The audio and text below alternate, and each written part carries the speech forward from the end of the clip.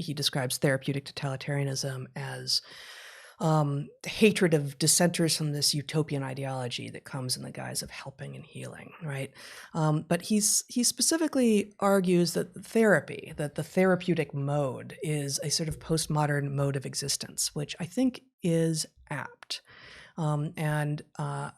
Again, this is written as a book, quote unquote, for Christian dissidents. And so he talks about religious man giving way to psychological man. Religious man, in his definition, is living according to a belief in transcendent principles that order human life around communal purposes, right? And psychological man believes there's no transcendent order and life's purpose is to find one's way experimentally. And there's a way in which, if you just took that out of context entirely and said, okay, psychological man, there's no transcendent order and life's purpose is to find one's way experimentally, that sounds a lot like something that we believe, that you and I believe, as people without faith and who do understand evolution to explain the current forms of life on Earth.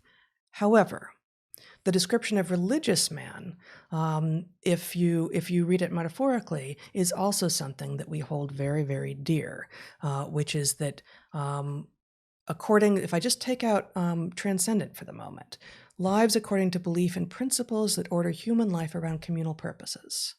That this is absolutely a huge value in human life, and it is a loss that we have seen as modernity has increasingly valued the individual and the individual's comfort and pleasure and thrills over anything that might in any way constrain those comforts and pleasures and thrills, such as religion, okay, but also family, also community, also just anything that reveals that you are in fact answerable to a greater good that may be of your own choosing in your friend group, or not as much of your own choosing in your family.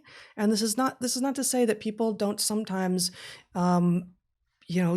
draw a terrible hand and are born into terrible families from which they must escape and therefore have no option to be part of a family that is wonderful and loving. But most of us aren't in that situation. And the idea that we can, and indeed that we must, overthrow family as a constraint, that it is from the past and we are interested only in moving forward and finding new ways that are filled with rainbows and unicorns in this utopian future, well, it's not just delusional, but it's dangerous. So, and we're still, let me just share a little bit more before you riff again, because we've gotten through very little of this so far.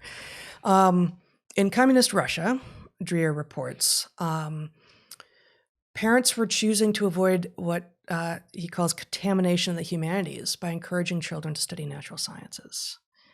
This sounds a little bit like what is going on with critical race theory and intersectionality in the modern academy, except, of course, in modernity, in modern times, we have this ideology has marched right into the natural sciences, has declared that male and female are social constructs and don't really differ at all, and even the natural sciences aren't safe. It's not even limited to the natural sciences. Even math, right? Even math.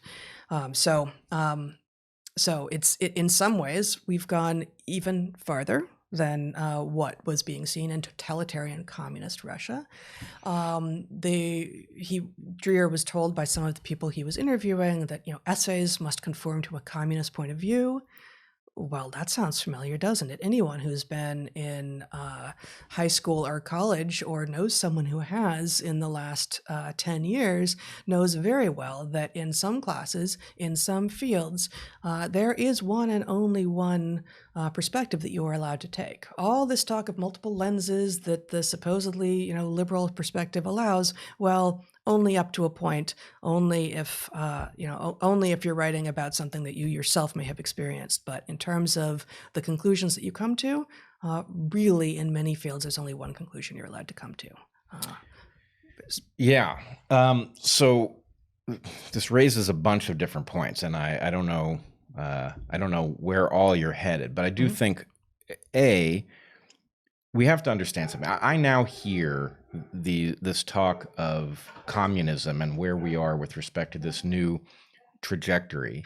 And I cannot help. There's a part of me that hears it the way I would have heard it at 18. Right. And to hear and share. I mean, I think I know. I knew you at 18. Yeah. How would you have heard it at 18? I would have heard it as a lot of breathless, fearful, overhyping of concerns that were really very Red Scare. remote. Right. And I think the thing is now I'm beginning to understand. I do think that what we heard earlier in our lives was very overblown. And of course, a tremendous amount of harm was done fighting communism in the US, right? People who weren't communists or people who were sort of nominally interested in communism but hadn't done anything wrong were obviously punished formally and informally. But that said, I now think I appreciate something about why communism causes people to lose their minds, especially people who've seen what it does, right? And so we have heard many people say that, communism always ends in starvation and gulags, and I've begun to wonder if, in fact, it starts with them rather than ends with them, and if the reason isn't pretty obvious from our own discipline. Okay, so let me just interject one thing here that happens to be in my notes here, that totalitarians exert a tremendous amount of effort to control the common narrative, and a point to which we have spoken before and will speak a lot again, that we need strong, true, amazing narratives that we can point to, that can become our myths, upon which with which we can build an excellent world that is fair for all. But Milan Kundera specifically has spoken to the danger of forgetting one's past, which I think is a big part of what we're experiencing here, is that almost no one knows history. No one, including in our generation, really was taught history well.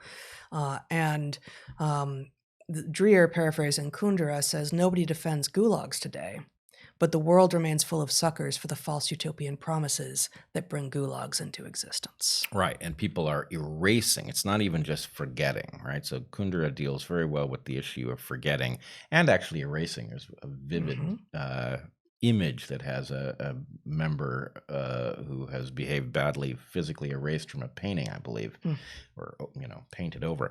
But in any case, there are a number of important things. One, I believe that it is simply the failure of group selection that forces totalitarians, especially of a communist ilk, to engage in this totalitarian overreach. In other words, to the extent that people have any freedom at all, communism is not game theoretically stable. Therefore, the way you would stabilize it or attempt to stabilize it has to do with penalizing people who act on the basis of reasonable incentives, right? You have to reschedule their incentives so that they behave, for the same reason that a prisoner or a slave behaves, because the punishment for not behaving is so great. So anyway, that hazard is very large. Now, I want to return to something else that you said, though. You were talking about whether people need to believe something larger. And I've heard a number of people talk about this. Maybe most recently, Douglas Murray, who is, I believe, a non-believer, but who regards religion as essential because of effectively what happens when people don't have something larger than themselves to believe in. And so if this is all right, what you've said and what Douglas has said is correct. But if it is also correct that people like you and I get along without a belief in a supernatural higher order, right, that there is something that we have supplanted, then this raises the question of, is there, so I have the sense that basically you remove the belief in a higher power, right, and it takes the safety off the gun, but it doesn't fire the gun, right? So the gun becomes dangerous at the point that you don't have that higher order. You can fall into one of these false ideologies and you can end up doing horrible things because it basically slots in where a belief in something larger would go, but it doesn't have to be that way. So I'm wondering if we might actually just tell the story of dining with a Malagasy family in southern Madagascar, a judge and her family, many years ago, would have been 1993, our first trip to Madagascar. You know the story. Oh, that I'm, sure, of so, course. yeah. Do you want to tell it, or shall sure. This is always a danger when the story is that old. How much will we agree on exactly what happened? But well, okay. Let me just set up that we had been traveling across the southern half of Madagascar. In my rendering in the book that I wrote about my it was about time of research. 6 years that we were traveling. It was 6 years, yes. It was. We traveled 670 kilometers, if memory serves, and it took 67 hours to travel. So we were going at a rocking speed of about 10 kilometers an hour, which is about 6 miles an hour for Now, wait just a minute. endless. In the back of a truck that had hard wooden benches that had been built into the back of this truck. This is a common mode of transportation in Madagascar. Taxi Bruce. So we were all night and all day, and the particular vehicle had a light bulb suspended from the roof by a wire that swung back and forth all night that they wouldn't even turn off while you were trying to sleep. And one tape of Malagasy pop music on loop, one song over and over again. And, there were people getting sick. There were chickens that would land on your shoulder. There was breakdowns. It was endless. But we befriended a young Malagasy boy, really, who was very unlike anyone in rural Madagascar to travel that far, who was going, I think, from his secondary school back home for a break. Right? Yeah. We befriended him, and at the point that we stopped, I don't know if we befriended him or he took pity on us. But it may have been that. Yeah. But at the very last stop before we were there, and we just hit a paved road, and it was like 30 more kilometers. They're like, we're here, like we're not going anywhere for the night, and I think I may have burst into tears, which is unlike me. Yes, it is. Yeah. Anyway, by the time we ultimately got to our final destination, he had long since said, please, when we do get there, if we do get there, please come dine with my family and me. And so we stayed with them. No, that was in the penultimate night at the judge's house in what would have been Fort Dauphin. I can't remember, or if it's not the one at the northern. I can't remember. Diego Suarez. It's Fort Dauphin. It's southern. Okay. We'd gotten cleaned up. We'd gone over to this nice dinner and it was a female judge in Madagascar, and her husband, I think, was a general contractor. And Madagascar is often ranked as the least prosperous country on the planet, like the lowest GDP, all of this. And they had a solidly middle class life going, and we were having a very nice meal. I spoke some French, which is the main language that people in the middle class in Madagascar speak, although Malagasy is the main language, and they spoke a little bit of English as well. And then during the meal, we were talking, and they were curious about us, of course. I assume nobody in that family had been off island. Yeah, I don't think so. Not sure of that, but I think so. In any case, they were curious about us, and they were, as is so often the case, they were so welcoming and generous and decent, and they asked us about our religious beliefs. Mm-hmm.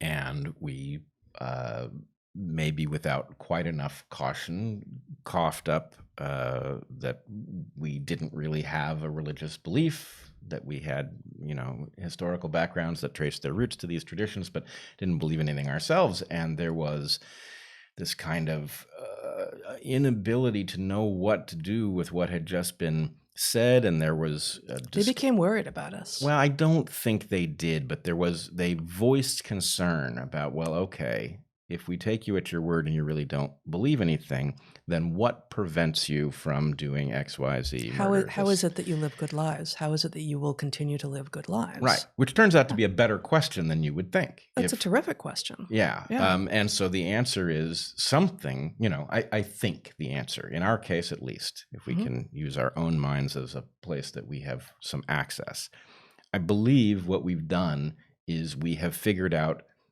what higher purpose could be constructed from a secular foundation. Mm. In other words, I don't think most people can handle the existentialism of a lack of higher external purpose. Mm-hmm. But for those who can get through that part, in one way or another, there are things that you can pursue as if they are ultimate, and they may not be. But it doesn't have to drive you crazy. Yeah. But that said, I guess the real question is there?